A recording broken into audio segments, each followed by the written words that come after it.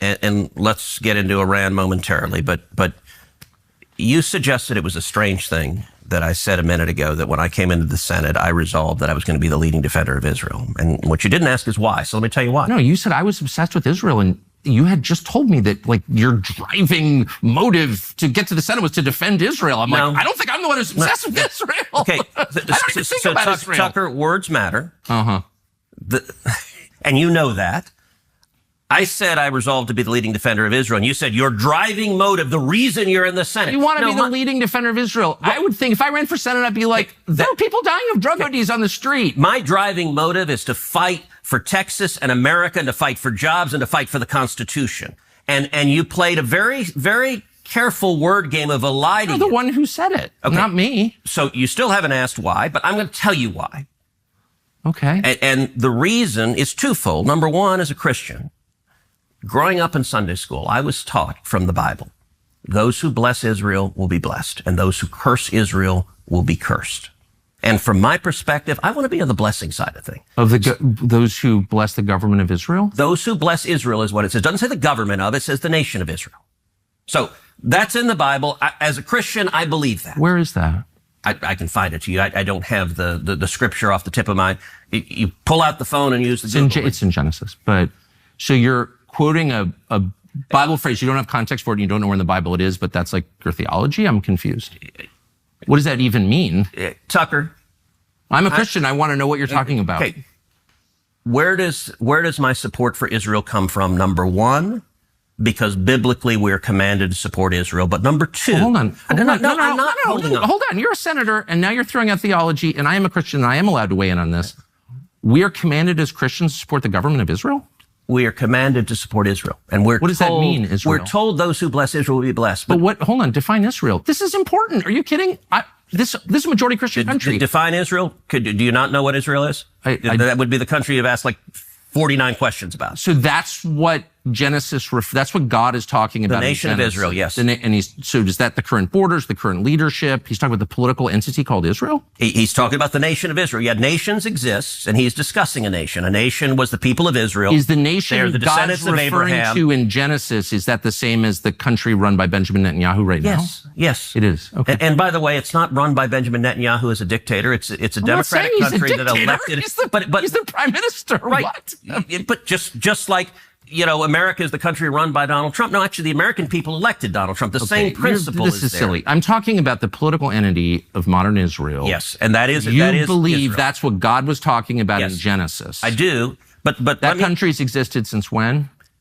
For thousands of years. Now, there was a time when it didn't exist, and then it was recreated just over 70 years ago. I'm saying, I think most people understand that line in Genesis to refer to the Jewish people, God's chosen people. That's not what it says. Okay, Israel, but you don't even know where in the Bible it is. So I don't know if we can... I don't remember the scriptural citation.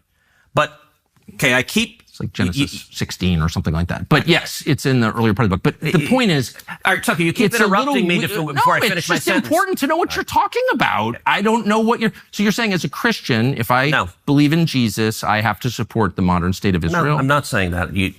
I'm explaining for me what my motivation is.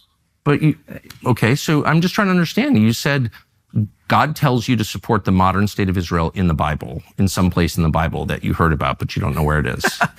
That's your theology? You're going back, am I a sleazy feline again? I mean... If you accuse me of anti-Semitism again, I will say that, but I don't think you will. Try to be a little less condescending. I'm trying to have a conversation. Condescending. You're throwing this stuff out, and it's my job to figure out what you're talking about, but I don't understand. But you're not letting me... Okay. I'm sorry. I want to be polite. That is, for me, a personal motivation. But I also, what I was about to say, I don't believe my personal faith, not everyone who I represent is a Christian. It's not an argument for me to give that we should do this because of my faith. And so as an elected official, I don't give that as the reason we should support Israel. That is a personal motivation for me, but I don't think it is the reason we should. The reason that I am the leading defender of Israel is because Israel is our strongest ally in the Middle East, an incredibly troubled part of the world, and supporting Israel benefits America. And the clearest illustration of that is what is happening right now. Let me just make this point, and then... Okay, and then I'll just ask what you mean. That's it. Okay. Yeah. Look, Iran, I think the most acute national security threat facing America right now is the threat of a nuclear Iran. I think China is the biggest long-term threat, but acute and near-term is a nuclear Iran. Okay. And I think Israel is doing a massive favor to America right now by trying to take out Iran's nuclear capacity. And the reason I view Iran differently, we talked before about Iraq. I opposed the Iraq war. We talked about Syria. I opposed military intervention in Syria. The reason for that is those did not pose a threat to the United States. I think Iran is markedly different. Number one, the Ayatollah is a religious zealot. He is a lunatic, but a particularly dangerous kind of lunatic because he's driven by religious fervor. When he says death to America and death to Israel, I believe him. And I think Iran is trying to get a nuclear weapon because there is a very real possibility they would use a nuclear weapon. So you want to ask, how does supporting Israel benefit us? Right now, this tiny little country, the size of the state of New Jersey, is fighting our enemies for us and taking out their top military leadership and trying to take out their nuclear capacity. That makes America much safer.